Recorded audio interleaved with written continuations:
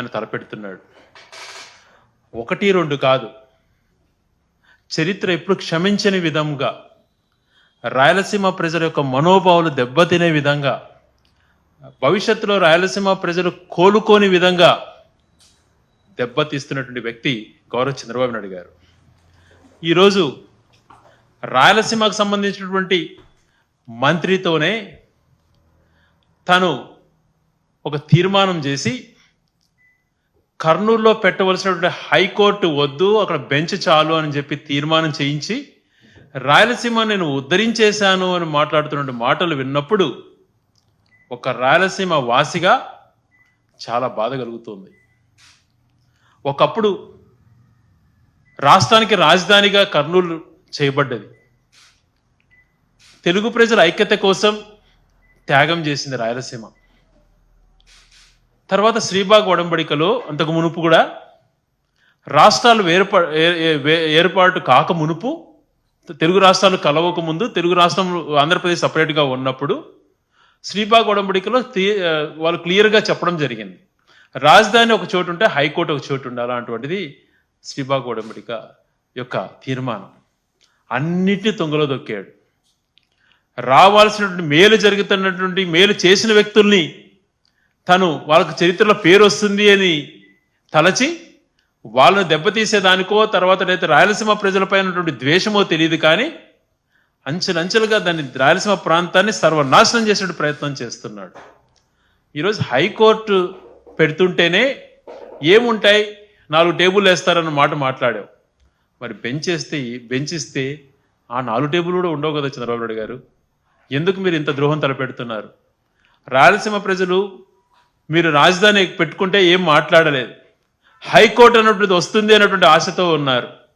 మరి ఈరోజు హైకోర్టు ఏదైతే జగన్మోహన్ రెడ్డి గారు ప్రభుత్వంలో హైకోర్టు కర్నూలులో పెట్టాలని తీర్మానం చేసి అన్ని రకాలుగా దాన్ని కేవలం ఒక సుప్రీంకోర్టు డెసిషన్ కోసం వెయిట్ చేస్తున్న సమయంలో హైకోర్టు అక్కడ వస్తుంది కదా అని చెప్పి అలైడ్ కోర్ట్స్ అన్ని కూడా అక్కడ పెట్టి ఆ ప్రాంతానికి న్యాయ రాజధానిగా చేయాలని చెప్పి తలస్తే ఈరోజు నువ్వు హైకోర్టును అక్కడి నుంచి మూవ్ చేయాలన్నటువంటి ఆలోచన రావటం ఎంతవరకు సమంజసమని చెప్పి నేను ప్రశ్నిస్తున్నాను.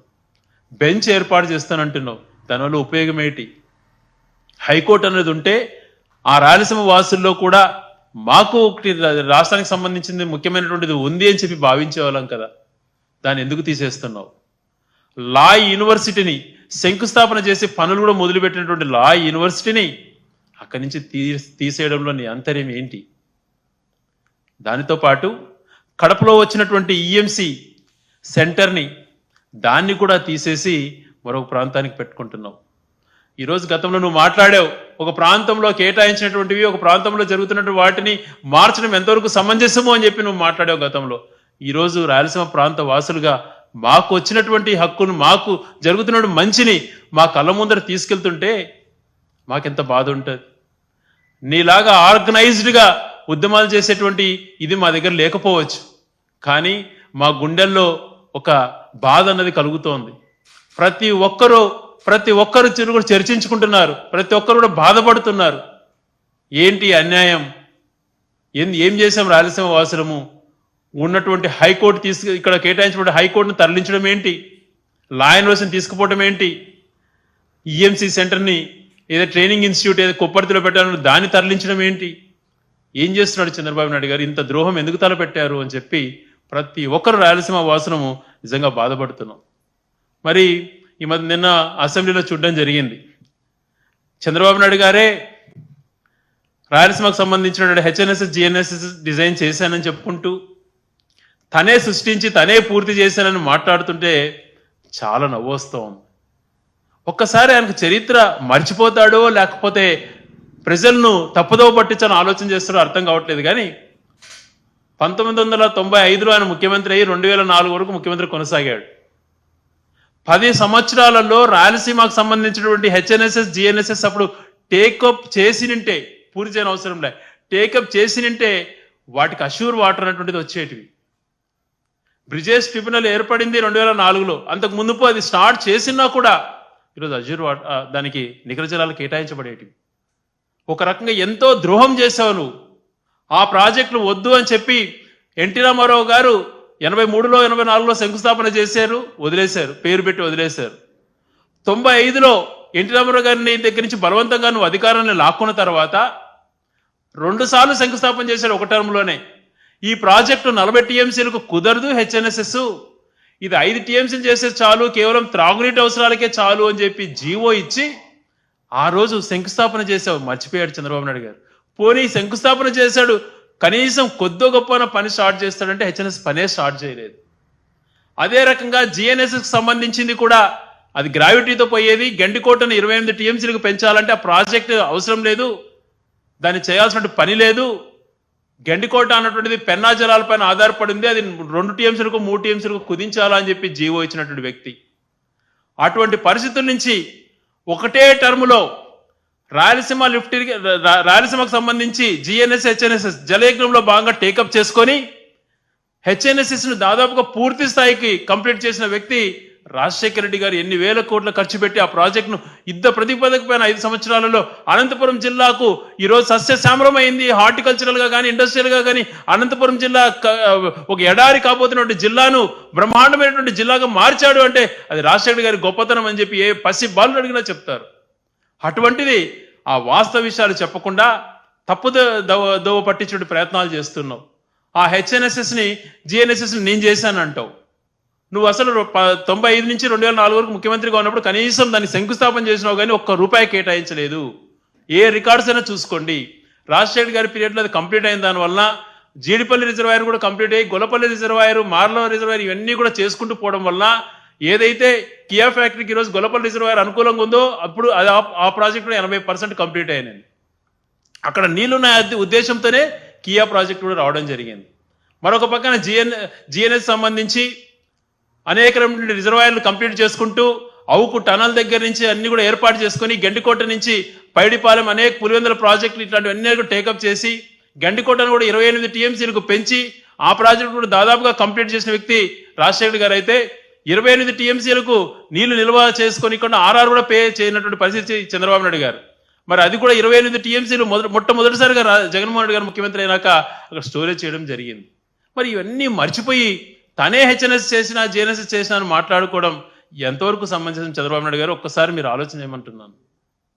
ఏదో వింటున్నారు కదా అని చెప్పి తప్పుదోవ పట్టించే ప్రయత్నాలు చేయడం సమంజసం కాదు.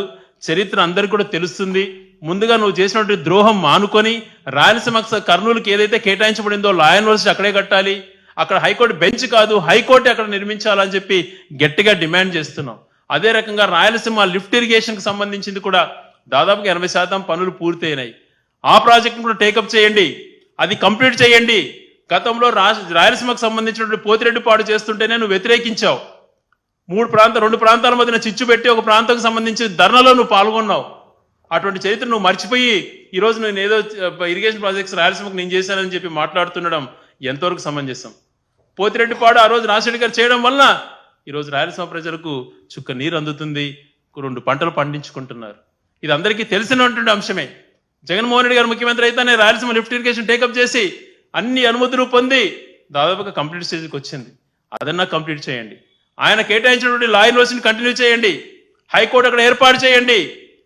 ఏదైతే ఈఎంసీ క్లస్టర్ ఉందో దాన్ని కూడా కొప్పర్తిలోనే అక్కడ పెట్టాలి అని చెప్పి మేము గట్టిగా డిమాండ్ చేస్తున్నాం. ఈరోజు రాయలసీమకు సంబంధించి శ్రీ సిటీ ఏదైతే తమిళనాడు బార్డర్లో ఉందో అది రాజశేఖర్ పీరియడ్లో ఏర్పాటైనది. కొప్పర్తి రాజశేఖర్ గారి పీరియడ్లో ఏర్పాటైనటువంటిదే. అది కూడా తర్వాత ఇక్కడ ఇండస్ట్రీస్ కొన్ని రన్ అవుతున్నాయంటే అది జగన్మోహన్ గారి హయాంలో అవుతుంది, కానీ నీ హయాంలో నువ్వు ఏమీ చేయలేకపోయావు అని చెప్పి ఒకసారి చంద్రబాబు నాయుడు గారు గుర్తు చేస్తున్నాం. అదే రకంగా పదే అసెంబ్లీలో అదొక కంటిన్యూస్ ప్రాసెస్గా తను ఒక ఆర్గనైజ్డ్ క్రైమ్ చేస్తూ ఇతరులపైన నెపం నెట్టేటువంటి పరిస్థితులు తీసుకొస్తున్నాడు చంద్రబాబు నాయుడు గారు. ఈరోజు అసెంబ్లీలో సుదీర్ఘంగా మాట్లాడాడు. సోషల్ మీడియాని ఎరాడికేట్ చేస్తాను, వాళ్ళ అంతు చూస్తాను, ఇది చేస్తానని చెప్పి. ఒక్క విషయం గమనించుకోండి చంద్రబాబు నాయుడు గారు, మీరు అసభ్యకరమైనటువంటి పోస్టులు ఎవరు పెట్టినా మాతో పాటు ఎవ్వరము కూడా క్షమించం, మేము వ్యతిరేకిస్తాం, వాళ్ళపైన చర్యలే చేపట్టమంటాం. కేవలం నీ ప్రభుత్వం చేసినటువంటి తప్పులను ఎత్తి చూపితే కూడా నువ్వు వేరేటువంటి నెపం నెట్టి వాళ్ళపైన ఈరోజు దారుణమైన పరిస్థితి రాష్ట్రంలో క్రియేట్ చేశావు. చాలామంది నాతో మాట్లాడుతూ అంటున్నారు ఈ పరిస్థితులు ఎమర్జెన్సీలో కూడా లేవు. 1977లో ఏర్పడిన ఎమర్జెన్సీ టైంలో కూడా ఇంత దారుణమైన పరిస్థితి నెలకొనపలేదు. ఈరోజు ప్రభుత్వాన్ని ప్రశ్నించడానికి ఏదైనా ప్రశ్నిస్తే వాళ్ళ ఇళ్ళకెళ్ళి పోలీసులు బెదిరించి రకరకాల కేసులు పెట్టి టార్చర్లు పెడుతున్నారు. వరదల పీరియడ్లో 560 కోట్ల పైన ఆ రోజు విరాళాలు వస్తే నష్టం 560 కోట్లు అని చెప్పి పులిహోర ప్యాకెట్లకు అని చెప్పి 360 కోట్లు చేసుకున్నటువంటిది మర్చిపోతారా? అగ్గిపెట్టెల పేరు చెప్పి 23 కోట్లు ఏంది? క్యాండిల్స్ అని చెప్పి 50 కోట్లు ఏంది? ఈ దోచడంలో ఏంది చంద్రబాబు నాయుడు గారు అని ప్రశ్నిస్తే దాన్ని తప్పుదోవ పట్టించేదానికి పాతవన్నీ మాట్లాడుతున్నాం.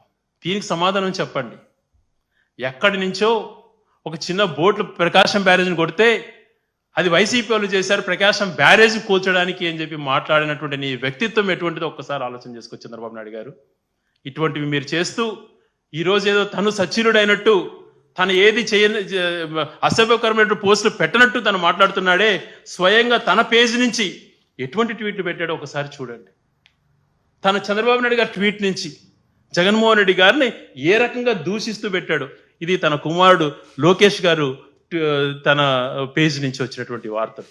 ఇటువంటి ఘోరమైనటువంటి అసభ్యకరమైనటువంటి పోస్టులు వాళ్ళు పెట్టి ఈరోజు మాట్లాడుతున్నాడు. మరి ఇది అచ్చెన్నాయుడు గారు ఇటువంటి పోస్టింగ్లు పెట్టారు. స్వయాన హోంమంత్రి అనిత గారు పెట్టినటువంటి పోస్టింగ్స్ తన పేజీల నుంచి. వీళ్ళు ఈరోజు నీతులు చెప్తుంటే ఈరోజు జగన్మోహన్ రెడ్డి గారిని క్యారెక్టర్ అసాసినేట్ చేయడం కోసం వాళ్ళు పనుతూ డైరెక్ట్గా వాళ్ళ అకౌంట్ల నుంచే పెట్టినటువంటివి ఇవన్నీ కూడా. ఇంత దారుణాలు చేస్తూ వైసీపీకి సంబంధించినటువంటి మాట్లాడుతూ మేము మహిళలను అసభ్యకరంగా చేస్తున్నామని మాట్లాడు. మేము మహిళలు ఒకవేళ మా పార్టీ నుంచి ఎవరన్నా అసభ్యకరమైనటువంటి పోస్టులు పెడితే వాళ్ళపై చర్యలు తీసుకోమనే చెప్తున్నాం. మేము కూడా చెప్తున్నాం క్లియర్గా, పాలసీ మ్యాటర్గానే ఉండాలి విమర్శలు. వ్యక్తిగతంగా వెళ్ళి మహిళలను కించపరిచే విధంగా కానీ ఇంకొక రకంగా కూడా చేయకూడదు అంటుండేది మా ఇంటెన్షన్ కూడా. మరి మీ వైపు నుంచి మీరేం చేశారు? వైసీపీ వాళ్ళ పేరుతో ఈరోజు వర రవీందర్ రెడ్డి గురించి మాట్లాడుతున్నాడు. ఆయన పేరుతో మీ ఆఫీస్లోనే క్రియేట్ చేసే అకౌంట్స్ మీరు మహిళలపైన అసభ్యకరమైనటువంటి పోస్టింగ్లు పెట్టి ఆ నెపం వైసీపీ పైన నెట్టడం, ఇది నీ కుట్రలో భాగం. ఇలాంటివి అనేకమైనటువంటి చేసావు.